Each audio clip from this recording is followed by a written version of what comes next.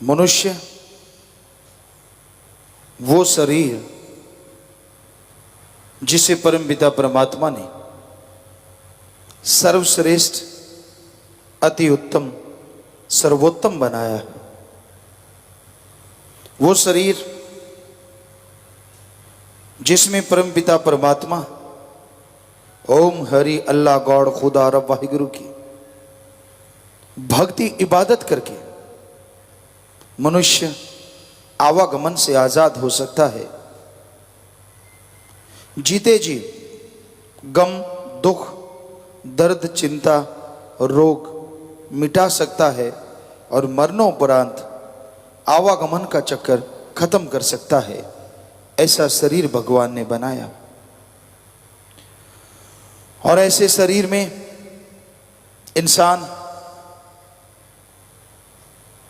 रूपी जो जीवात्मा आई है, अगर वो मालिक की भक्ति नहीं करती, मालिक का नाम नहीं लेती, तो उसमें और पशुओं में कोई अंतर नहीं रह जाता। खाना पीना, बच्चे पैदा करना, घर बनाना, ये सब पशुओं के कार्य हैं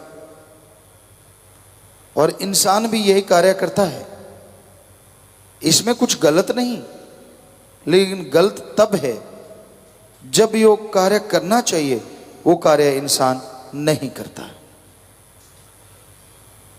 और वो कार्य हमारे सभी धर्मों में लिखा हुआ है।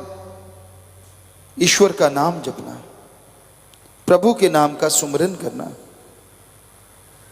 जब तक इंसान प्रभु के नाम का सुमिरन नहीं करेगा, मालिक की भक्ति इबादत नहीं करेगा, तब तक आवागमन का चक्कर खत्म नहीं होगा, दुख दर्द मुसीबतों से छुटकारा नहीं मिलेगा और इंसान गमगीन रहेगा, दुखी रहेगा, परेशान रहेगा। तो आप अपने अंतःकरण में देखो, उस ओंकार की भक्ति जिसने ब्रह्मा जी, विष्णु जी, महेश जी को खुद बनाया है, वो ओंकार जो सुप्रीम पावर है, सबसे बड़ी शक्ति है, जिसकी भक्ति देव महादेव सब करते हैं, जिसकी समाधि में देव महादेव सब बैठते हैं, उसकी भक्ति के लिए आपको मनुष्य जन्म मिला है और आपकी भक्ति 100% सफल है। क्योंकि मृत्यु लोक में रह के जो उस ओंकार की भक्ति करेगा, जीते जी गम, दुख, दर्द, चिंताएं मिट जाएंगी, जन्मों जन्मों के पाप कर्मों का नाश होगा और मरणोपरांत जन्म मरण से मुक्ति, मोक्ष जरूर मिलेगा। आप प्रभु के नाम का सुमरन जैसे जैसे करते जाएंगे, आप मालिक के नाम का सुमरन जैसे जैसे करते जाएंगे, वैसे वैसे आपके अंतःकरण की मैल साफ होती जाएगी। शीशे पे धूल मिट्टी लग जाए तो अक्स सही नजर नहीं आता, चेहरा सही नजर नहीं आता, पर उसको सही ढंग से साफ किया जाए, सही तरीके से साफ किया जाए तो बिल्कुल साफ साफ जैसा आपका चेहरा है वैसा नजर आने लगता है। उसी तरह दिलो दिमाग के शीशे को प्रभु के नाम के द्वारा साफ करो।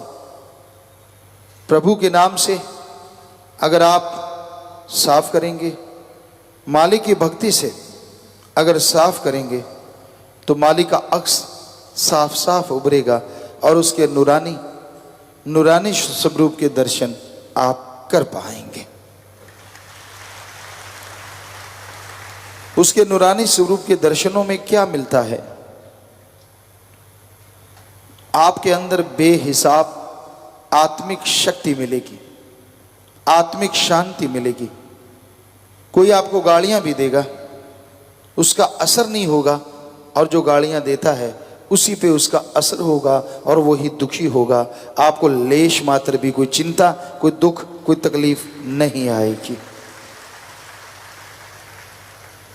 पर यह संभव है जब मालिक के नूरी स्वरूप के दर्शन हो तब, या सुमरन के द्वारा आप अपने आत्म बल को बुलंदियों पे ले जाएं तब।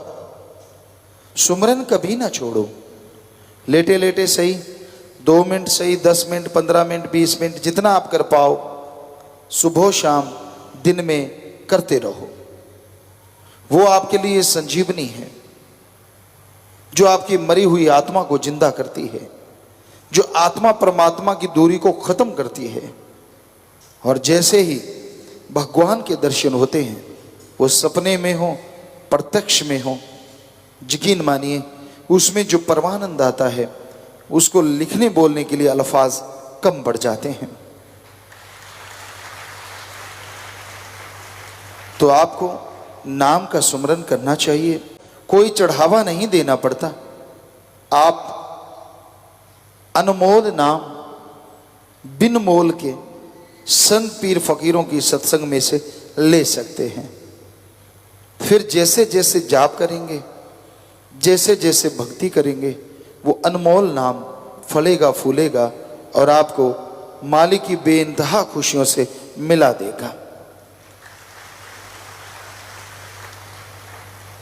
आप रोटी खाते हैं, रोटी खाने में भी जोर आता है। पहले कौर तोड़नी पड़ती है, फिर लगावन, सब्जी, साग, भाजी उससे लगानी पड़ती है, फिर मुंह में डालनी पड़ती है, फिर चबाना पड़ता है, फिर आंतड़ियां उसको हजम करती हैं, तब जाके ताकत मिलती है। ईश्वर के नाम के लिए ना कुछ तोड़ना है, ना कुछ लगाना है। दिमाग में ईश्वर का नाम सेट कर लो, ख्यालों से या जीभा से अभ्यास करते रहो। जितना करते रहोगे, खाने का आपको ताकत मिले न मिले, पर हम आपको गारंटी देते हैं इस कलयुग में राम नाम की ताकत आपको जरूर मिलेगी। जितना भी आप सुमरण कर लेंगे, जितनी भी आप भक्ति कर लेंगे, उसका फल तो लाजमी मिलेगा। वो कभी खाली नहीं जाता। बस दीनता रखो, नम्रता रखो, अहंकार ना आने पाए, क्योंकि अहंकार को मार है, खुद ही नहीं बढ़नी चाहिए। ओम हरि ईश्वर अल्लाह गॉड राम को पाना है तो अपनी बुराइयों को मिटाना है। सुमरन, भक्ति, इबादत करो, दीनता नम्रता से आगे बढ़ो। दीनता से, नम्रता से आगे बढ़ते जाओगे, सुमरन करते जाओगे तो सुमरन में ध्यान लगने लगेगा। फिर ऐसा आनंद आता है कि आदमी को सुमरण करना नहीं पड़ता, बोलना नहीं पड़ता, अपने आप ही ऑटोमेटिकली वो सुमरण चलना शुरू हो जाता है और मालिक के नज़ारे जागते सोते मिलते रहते हैं। तो मनुष्य जन्म जो मिला है, इसको सार्थक कीजिए, इसको व्यर्थ में बर्बाद मत कीजिए। भले कर्म करो, परहित परमार्थ, तन से, मन से, धन से जितना भी कर सको वो करो, और सुमरन और मालिक से मालिक की औलाद का भला मांगते रहो। सुमरन करने में तकलीफ क्या है? कोई तकलीफ नहीं है। आप खाली होते हुए भी उसका नाम नहीं लेना चाहते, समय होते हुए भी उसे नहीं देना चाहते, इसलिए आपका समय बर्बाद होता है, इसलिए आप दुखी होते हैं, परेशान होते हैं। तो अपने अंदर की बुराइयों को, अपने उन विचारों को जिनकी वजह से आप दुखी हैं, अगर मिटाना चाहते हो, सेवा और सुमरन करो, वो विचार मिट जाएंगे। और जैसे ही वो बुरे विचार खत्म होंगे, नेक विचार प्रकट होंगे, नेक विचार बढ़ते जाएंगे। और जैसे जैसे अवगुणों का नाश, गुण बढ़ते जाएंगे, आप गुणवान बनते जाएंगे और अगले जहान में आपकी जय जयकार होगी, आत्मा आजाद होगी, मालिक की गोद में जा विराजेगी। तो इसलिए भाई, दोनों जहां की खुशियां मिलती हैं अगर इंसान संतों की, पीर फकीरों के वचनों पे अमल करे। वचन मानना है, वचनों पे चलना है। और संत कोई ऐसा वचन नहीं कहते जो ना माना जाए। अगर आपको लगता है कि कोई ऐसी बात है आप तो नहीं मान पाएंगे, तो सुमरण कीजिए।